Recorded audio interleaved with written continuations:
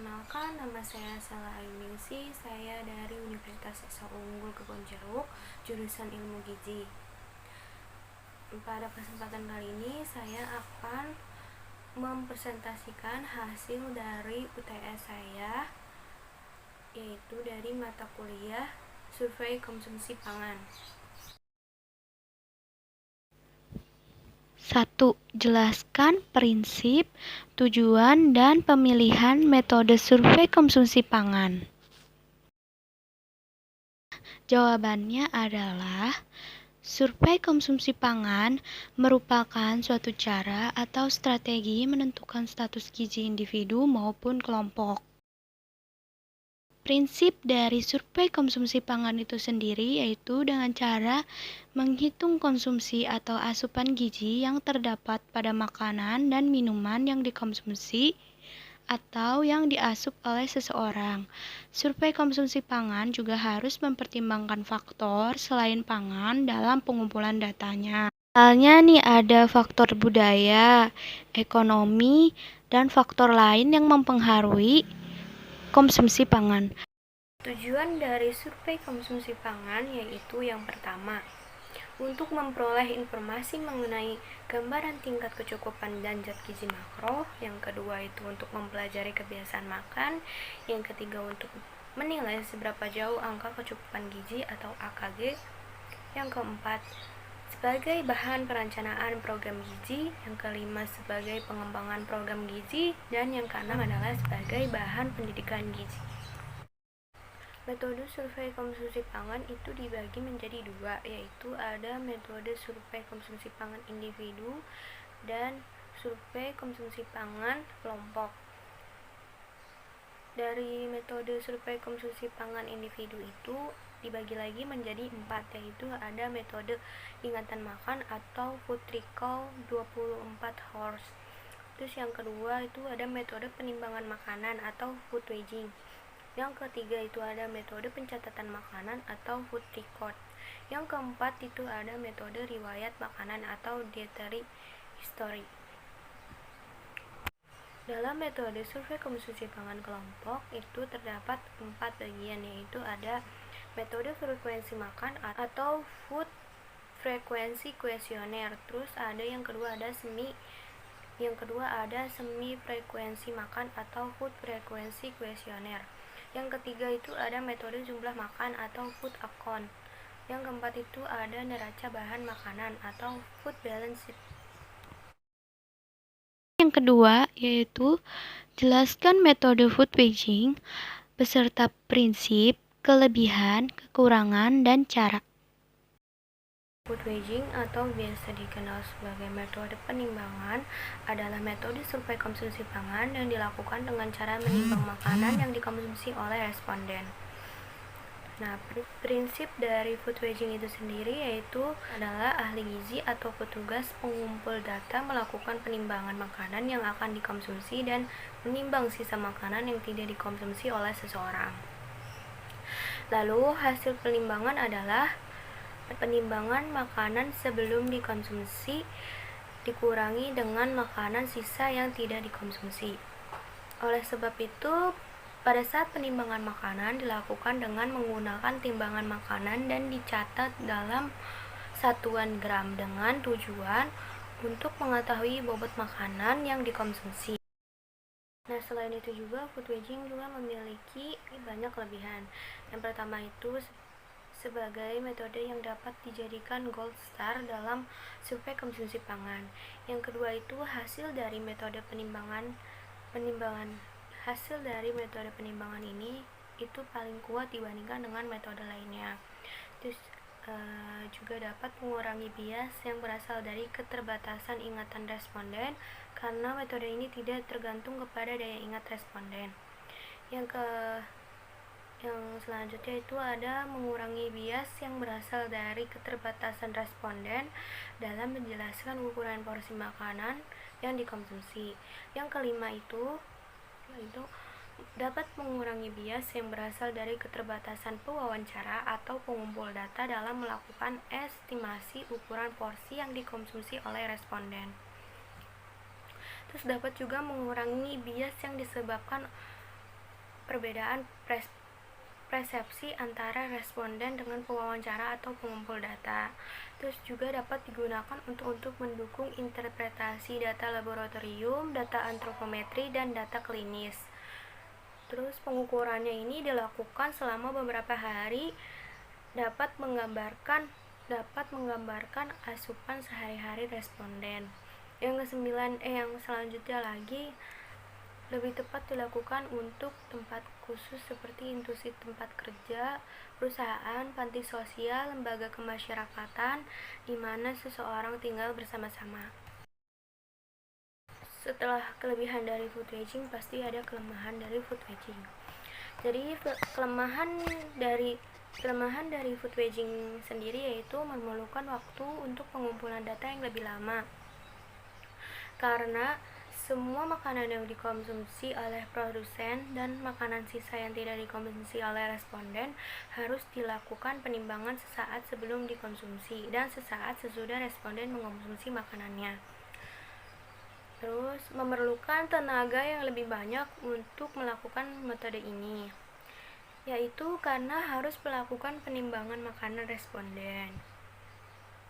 Dan juga memerlukan alat khusus yang harus disediakan oleh peneliti atau pengumpul data. Contohnya seperti timbangan makanan, formulir penimbangan, alat tulis, dan beberapa peralatan lainnya. Terus responden juga dapat berubah kebiasaan makan sehari-hari, terutama pada penimbangan yang dilakukan selama beberapa hari. Terus metode food waging ini tuh kurang cocok diterapkan pada masyarakat luas. Cara melakukan metode food waging ini yaitu pertama, menimbang makanan yang akan dikonsumsi dan mencatat dalam formulir yang telah disediakan. Yang kedua, responden mengkonsumsi makanannya, setelahnya melakukan kembali penimbangan sisa makanan yang tidak dikonsumsi oleh responden.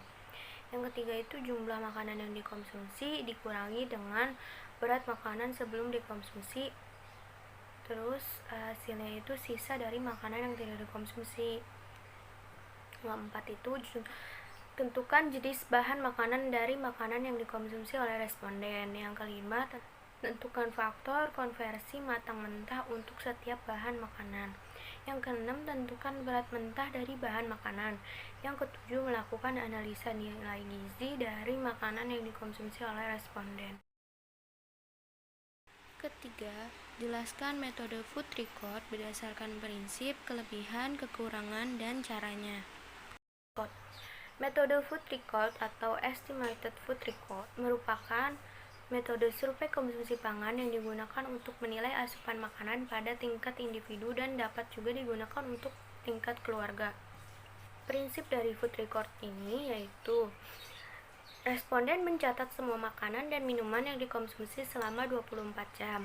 Responden juga dapat melakukan pencatatan makanan dengan dua cara, yakni dengan cara melakukan estimasi dan dengan cara melakukan penimbangan makanan. Di food record ini, pencatatan makanan dengan cara estimasi disebut juga dengan estimated food record. Terus pencatatan makanan dengan cara melakukan penimbangan disebut juga dengan weighing food record. Berikutnya ada kelebihan dan kekurangan dari food record. Kelebihan food record. Yang pertama, food record dapat menyediakan data secara kuantitatif sehingga jumlah asupan zat gizi responden dalam sehari dapat diketahui. Yang kedua, data yang dihasilkan dari metode food record cukup detail seperti waktu makan, jenis bahan makanan. Yang ketiga, dapat mengurangi bias yang disebabkan karena keterbatasan ingatan responden, karena dalam metode food record responden langsung menuliskan makanan yang dikonsumsi. Yang keempat, dapat digunakan untuk mengumpulkan data konsumsi makanan pada jumlah responden yang cukup besar. Yang kelima, hasil yang diperoleh cukup akurat jika responden menuliskan data konsumsi makanan dengan teliti. Nah, ada juga kelemahan dari food record. Penggunaan metode food record membutuhkan tingkat kerja sama yang tinggi dengan responden dan membutuhkan komitmen responden untuk bersedia melakukan pencatatan makanan. Terus, metode food record ini sangatlah membebani responden karena responden harus menuliskan semua makanan dan minuman yang dikonsumsi selama periode penelitian. Yang ketiga, keakuratan data konsumsi makanan tergantung kemampuan responden dalam menuliskan bahan makanan. Yang keempat, keakuratan data dari metode food record ini juga sangat bergantung dari kejujuran responden dalam melaporkan semua makanan dan minuman yang dikonsumsi. Yang kelima, metode ini tidak cocok digunakan untuk responden yang buta huruf. Yang keenam, membutuhkan waktu yang cukup lama untuk proses. Cara melakukan food record ini yang pertama yaitu peneliti atau pengumpul data menjelaskan cara-cara pengisian formulir food record dan menjelaskan tentang ukuran rumah tangga yang akan digunakan dalam memperkirakan porsi makanan. Yang kedua, responden mencatat semua makanan dan minuman yang dikonsumsi termasuk makanan selingan dan jajanan baik yang dikonsumsi di dalam rumah maupun di luar rumah selama periode penelitian. Yang ketiga, responden diminta juga menuliskan waktu makan, bahan-bahan dari makanan yang dikonsumsi, cara pengolahan, dan keterangan lain jika diperlukan, seperti mereka atau harga dari makanan, tempat konsumsi makanan tersebut, dan kesempatan dalam mengkonsumsi makanan tersebut. Misalnya dikonsumsi pada saat menonton televisi, terus dikonsumsi saat menghadiri pesta pernikahan. Yang keempat, keterangan lain dapat membantu penelitian dalam menerjemahkan ukuran rumah tangga ke dalam ukuran berat atau gram dan menganalisa zat gizi dari makanan yang dikonsumsi responden.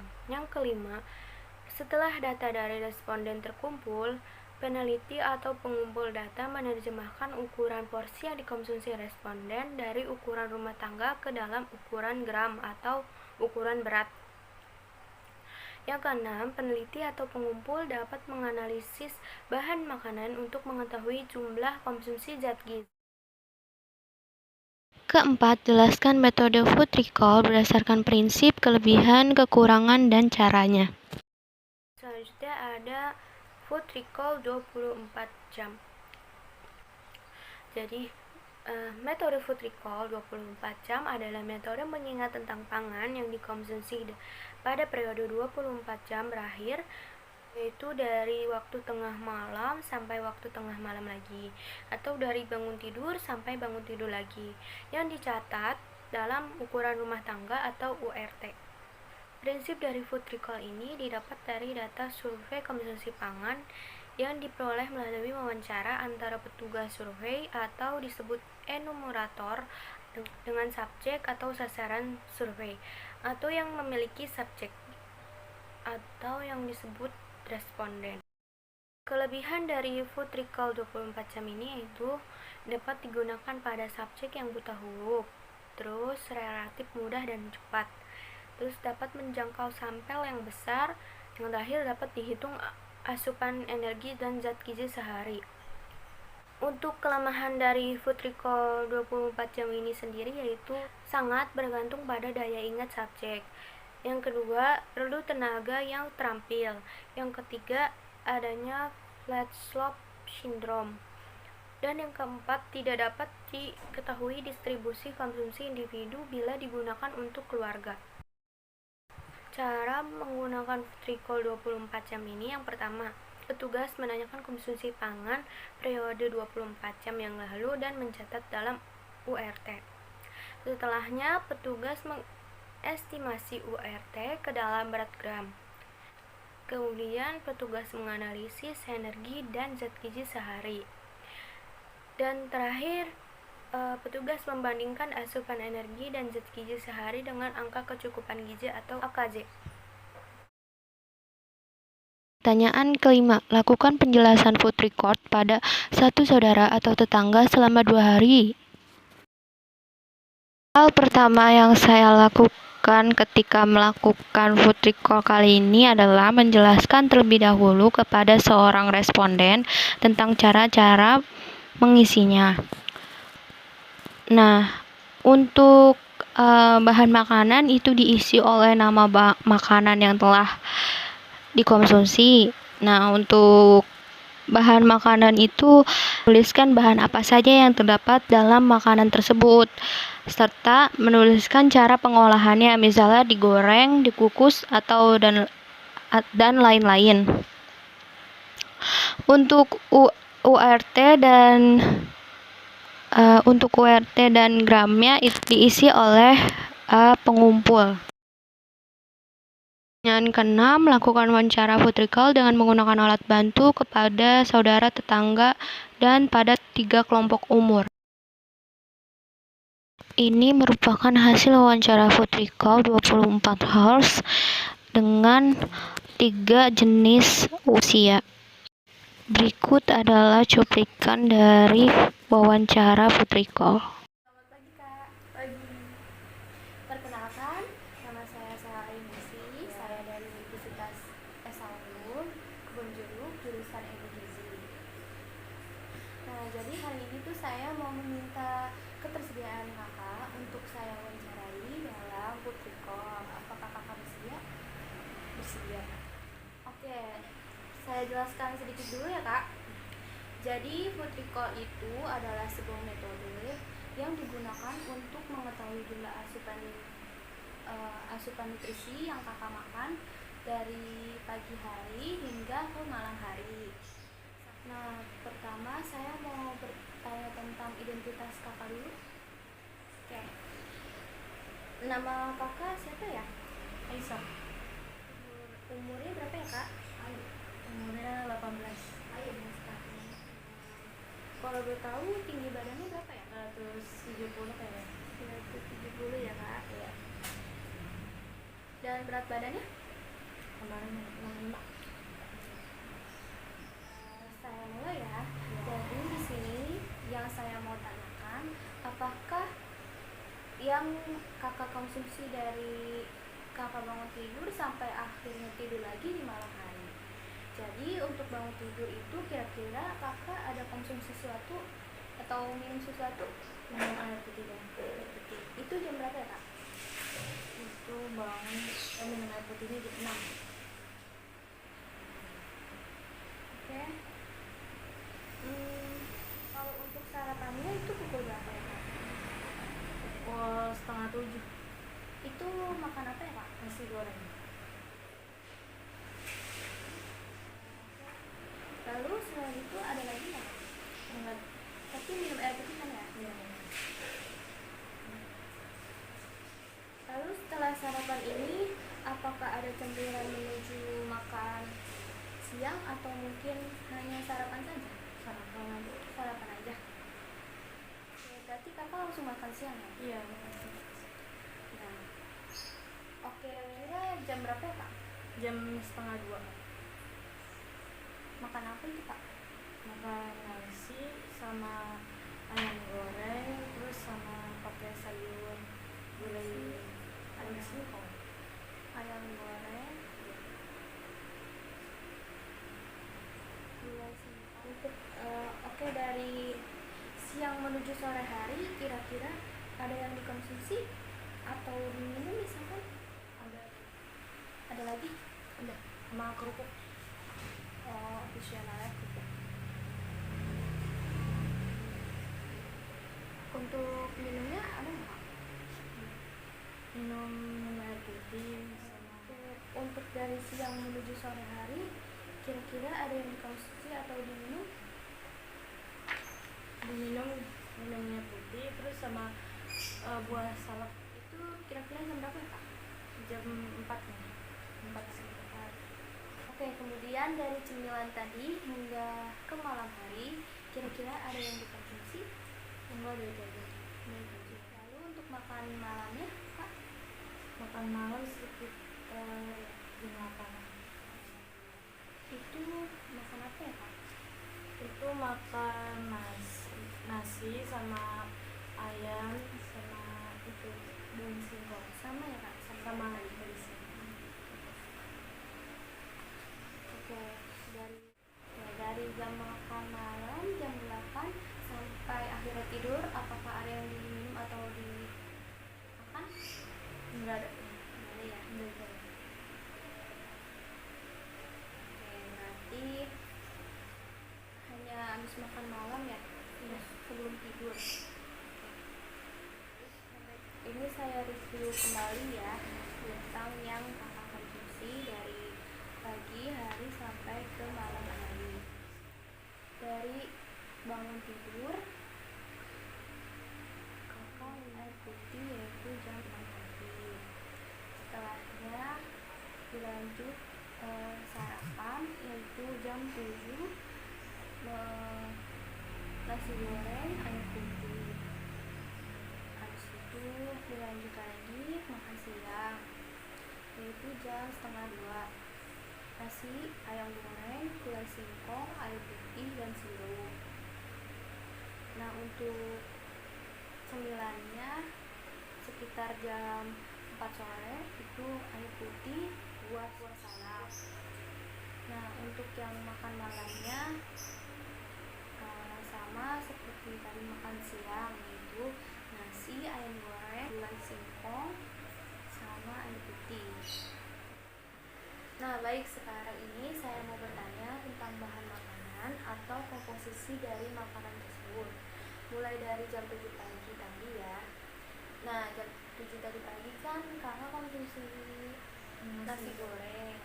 Nah, nasi gorengnya itu ada bahan lainnya nggak kak selain nasi? Nggak ada, paling kecap. Nasi sama kecap aja ya? Iya. Nah, untuk makan siangnya ada ayam goreng ya. Berarti kan ayam. Iya. Berarti kan ayam. Terus ada gulai singkong. Gulai singkong itu bahannya apa aja ya kak? Daun singkong sama santan. Daun singkong sama santan. Untuk makan malamnya tadi sama ya kak. Sekarang saya ingin bertanya tentang cara pengolahannya. Tadi kan kakak makan nasi goreng ya. Nasi goreng kan pasti digoreng kan ya. Terus ayam goreng pasti digoreng. Terus gulai singkong. Itu gulai singkong kan direbus dulu ya. Singkongnya, daun singkongnya direbus dulu. Nah, sekarang kita ke ukuran rumah tangga. Kira-kira berapa sih jumlah yang kakak konsumsi dari pagi sampai ke malam hari? Oke, kita mulai ya kak. Tadi kan jam 6 pagi kakak konsumsi air putih. Ya. Nah, itu tuh gelasnya yang mana ya kak? Gelasnya ini. Kayak ini ya. 5. Nah, untuk sarapannya nasi goreng, kan tadi nasi goreng ya kak? Itu nasinya kira-kira berapa centong? Centongnya yang mana ya kak? Bisa dikasih tahu? Contohnya yang 10 gram. Untuk air putihnya nih, gelasnya masih sama.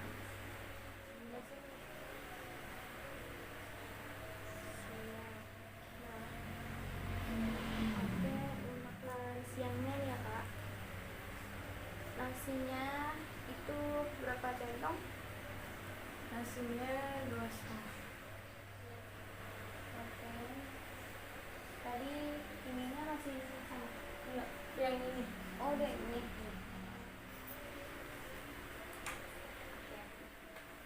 Kan tadi ada ayam goreng.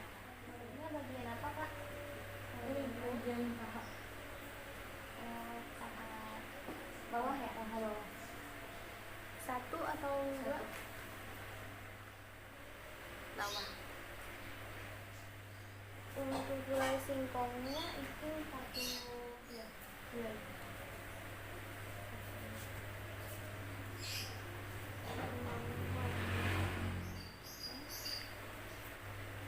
buah ya?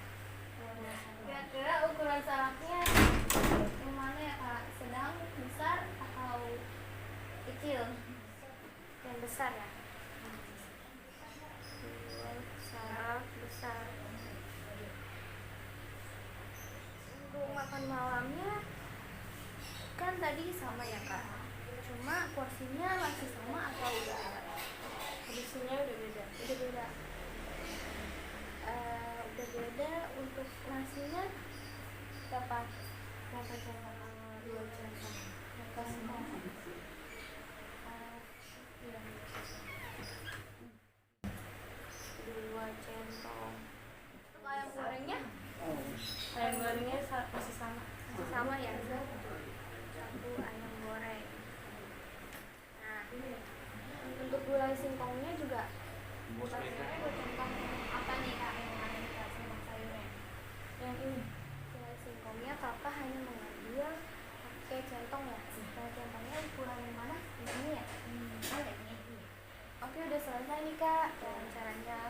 Terima kasih ya Kak atas waktunya. Berikut adalah dokumentasi food recall dan food record. Pertanyaan ketujuh, identifikasi apakah konsumsi makanannya cukup bergizi atau... Nah, untuk food recordnya, jika dilihat dari makanan yang dikonsumsi, disimpulkan bahwa responden termasuk ke dalam status gizi kurang, baik itu yang mengandung sumber karbohidrat, lemak, protein, serat, dan air. Untuk food recall-nya, yang pertama itu ada untuk anak sekolah. Makanan yang dikonsumsi untuk anak sekolah belum cukup bergizi dengan beralasan bahwa ia hanya bisa mengkonsumsi makanan yang hanya dia sukai saja. Terlebih lagi, ia pun tidak terlalu menyukai sayur-sayuran, sehingga asupan seratnya pun tidak tercukupi dengan baik.